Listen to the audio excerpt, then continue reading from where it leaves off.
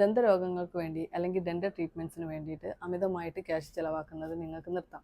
Dental treatments expensive ആണ്. അങ്ങനെ പറയുന്നതിനേക്കാൾ നല്ലത് നിങ്ങളുടെ അവഗണനയാണ് എക്സ്പെൻസീവ് ആവാൻ കാരണം എന്ന് പറയാം. കാരണം പല്ലിനൊരു കേട് വന്നു കഴിഞ്ഞാൽ അല്ലെങ്കിൽ പല്ലിൽ എന്തെങ്കിലും ബ്ലാക്ക് കളർ കണ്ടു കഴിഞ്ഞാൽ നമ്മൾ മൈൻഡ് ആക്കില്ല, അത് ഒഴിവാക്കി വിടും.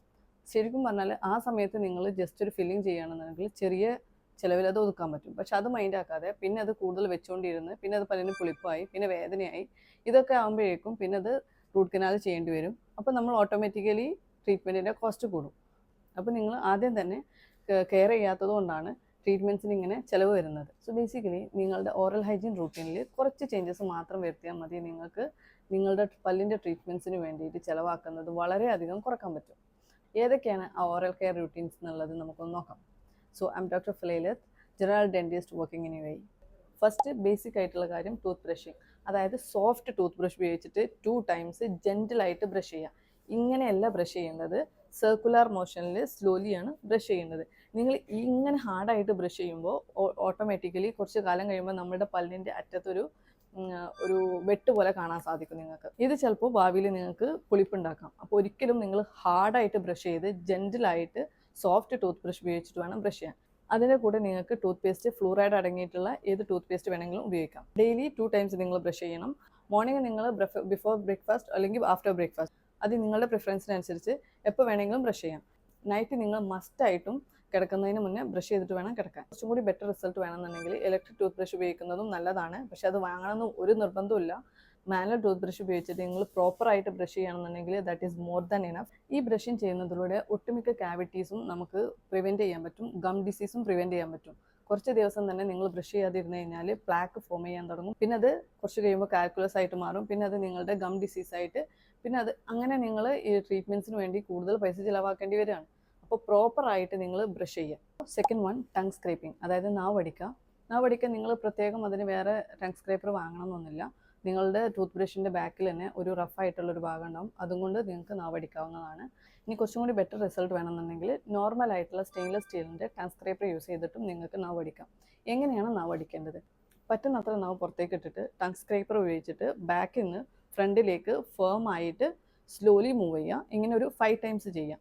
ഈ ടങ് സ്ക്രേപ്പ് ചെയ്യുന്നതിലൂടെ നിങ്ങളുടെ ടേസ്റ്റ് ഇമ്പ്രൂവ് ആവുകയും ചെയ്യും, കൂടാതെ വയനാറ്റം കുറക്കാൻ നന്നായിട്ട് ഹെൽപ്പ് ചെയ്യും. നെക്സ്റ്റ്, ഫ്ലോസിംഗ് എന്ന് പറയുന്നത് നമ്മൾ ബ്രഷിങ് എത്ര ഇമ്പോർട്ടൻ്റ് ആണോ അത്ര തന്നെ ഇമ്പോർട്ടൻ്റ് ആണ് ഫ്ലോസിങ്. നമ്മളുടെ പല്ലിൻ്റെ ഇടയിലുള്ള ഫുഡൊന്നും ബ്രഷിങ്ങിലൂടെ പോവില്ല. അത് കളയാൻ ഏറ്റവും ബെറ്റർ ആയിട്ടുള്ള ഓപ്ഷൻ ഉള്ളത് ഫ്ലോസിംഗ് ആണ്. നോർമൽ ത്രെഡ്, കൂടുതൽ എക്സ്പെൻസീവ് ആയിട്ടുള്ള വാട്ടർ ഫ്ലോസർ അങ്ങനത്തതൊന്നും ഉപയോഗിക്കേണ്ട ആവശ്യമില്ല.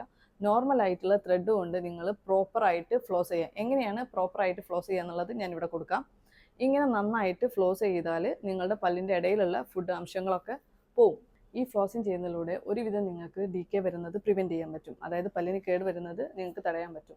ഇത് പലതരം ഫ്ലോസ് അവൈലബിൾ ആണ്. വാക്സ്ഡ് ഫ്ലോസ്, അൺവാക്സ്ഡ് ഫ്ലോസ്, ഒരു ഹാൻഡിൽ വരുന്ന ഫ്ലോസ് ഉണ്ട്. ഇനി അതല്ല വാട്ടർ ഫ്ലോസ് ഉണ്ട്. ഇനി നിങ്ങൾ വാട്ടർ ഫ്ലോസ് ഉപയോഗിക്കുന്ന ആളാണെന്നുണ്ടെങ്കിലും ഫസ്റ്റ് ഈ ത്രെഡ് കൊണ്ടുള്ള ഫ്ലോസ് ഉപയോഗിച്ചതിന് ശേഷം പിന്നെ വാട്ടർ ഫ്ലോസ് ഉപയോഗിക്കുകയാണെങ്കിൽ അത് കുറച്ചും കൂടി ബെറ്ററാണ്.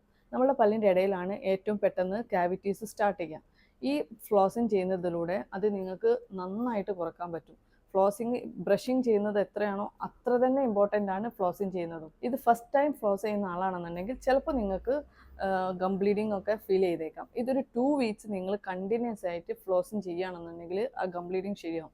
ഗം ബ്ലീഡിങ് ഉണ്ടാവുന്നത് തന്നെ നിങ്ങൾക്ക് ഗം ഇൻഫെക്ഷൻ ഉള്ളതുകൊണ്ടാണ്. ഹെൽത്തി ആയിട്ടുള്ള ഗം ഒരിക്കലും ബ്ലീഡ് ചെയ്യില്ല. ഈ last one, salt water rinse. അതായത് ചെറിയ ചൂടുള്ള ഉപ്പ് വെള്ളം കൊണ്ട് വായ കഴുകുക. ഇത് വീക്ക്ലി 3 times നിങ്ങൾ ചെയ്താൽ മതി. എക്സ്പെൻസീവ് ആയിട്ടുള്ള മൗത്ത് വാഷിനൊന്നും ചിലവാക്കേണ്ട ആവശ്യമില്ല.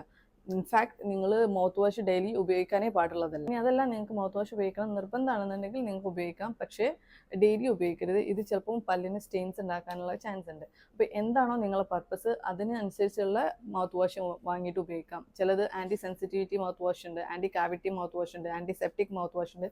അങ്ങനെ വെറൈറ്റി ഓഫ് മൗത്ത് വാഷസ് ഉണ്ട്. അപ്പോൾ നിങ്ങൾക്ക് ഏതാണ് പറ്റിയത് നോക്കിയിട്ട് അതിനനുസരിച്ച് നിങ്ങൾ ഉപയോഗിക്കുക. ഇത് നിങ്ങൾ 1 ദിവസമോ 2 ദിവസമോ ചെയ്താൽ പോരാ. ഇതൊരു ഹാബിറ്റാക്കി മാറ്റിയെടുക്കുക. ഡെയിലി നമ്മൾ ബ്രഷ് ചെയ്യുന്ന പോലെ ഇതും ഒരു ഹാബിറ്റാക്കി മാറ്റിയെടുക്കുക. എന്നാൽ നിങ്ങൾക്ക് ഡെന്റൽ ട്രീറ്റ്മെൻറ്റ്സിന് വേണ്ടിയിട്ട് ക്യാഷ് ചിലവാക്കേണ്ട ആവശ്യം വരില്ല. So take care of your oral hygiene.